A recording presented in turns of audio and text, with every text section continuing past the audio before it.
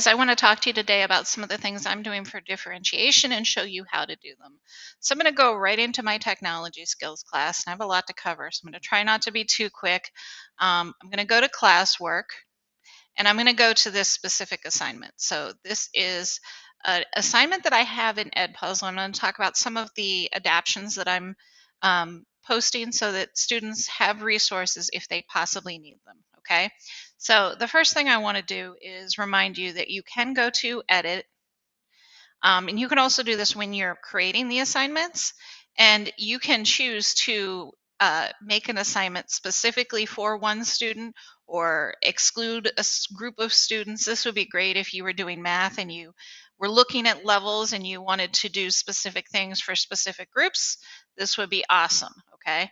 So you could always do that. You just unclick off the student, click on the student you want to assign it to, and it assigns it to that student. That, of course, is a bit time consuming. There are some other things that I do as adaptions for my ELL students, and I want to show you what I'm doing with those. So I'm going to go ahead and view the instructions for this assignment so I can show you some of the things I'm doing.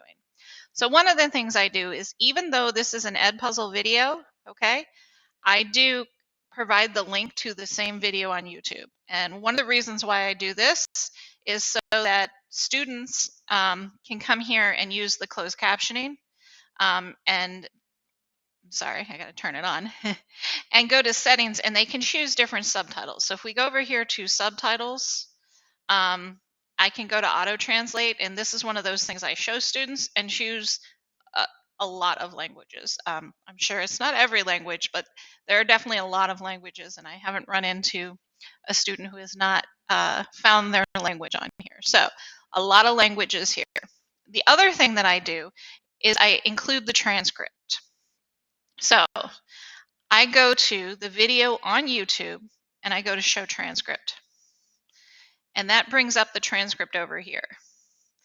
And what I do is I just take and I copy it.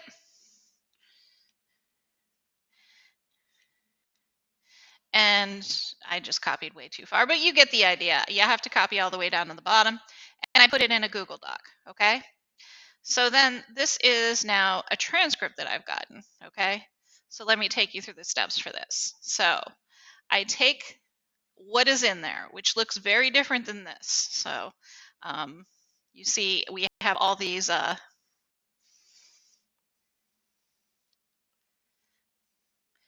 timestamps, and there's no punctuation. Well, there is some punctuation in this one, but it's a little bit different, right? So what I do with this transcript is I take it to my good old friend, Chet, and I say, revise this transcript to include only, well, take out the timestamps and add punctuation and capitalization. And then I go like this, press enter, and it's going to give me this nice, neat translation of it. So now I have this nice translation of it. If I come back over here, okay, you probably heard the, so this is exactly what I got from it, okay? Now, this is a published Google Doc, so let me show you how I did that part of it. So, of course, I'm going to go to a Google Doc.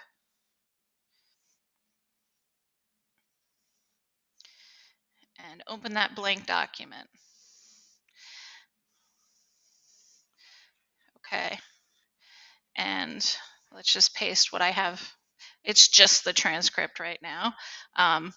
But the way that I share this with my students is I want to share this as a link, but I don't want them to have edit access. And I don't want to share it within the assignment. Because if you share it within the assignment, so let me show you what I mean. If I go to edit and I make this a link that is attached to the assignment, it then messes up the Edpuzzle and makes it so the Edpuzzle won't auto-grade.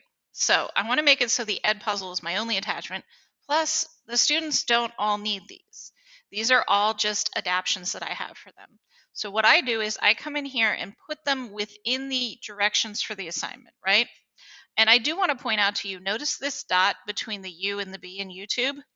That dot makes it so that the commercial doesn't come up beforehand. So the students don't have to skip commercials because it goes straight to the assignment. Okay, so I have my transcript. I want to put a link to it in. So I'm going to go to File, Share, and I'm going to publish it to the web. And I have to click Publish, and then I get a link. And then I just copy and paste and put that link in, and it'll be like this. This is a linked document. Now, second part of this is I also want to provide a transcript that is in Spanish. So I'm going to go to Tools, and I'm going to go to Translate Document, and notice it gives me a copy of the transcript, and I can choose my language. A large number of our ESL students are Spanish, so I always include the Spanish transcript. I can press Translate. It's going to open a brand new document where it's translated into Spanish. Is it perfect? Undoubtedly no. But it is enough to help students to understand. And it has been a great asset to my ESL students to have the ability to have their transcripts. So do the same thing, publish this.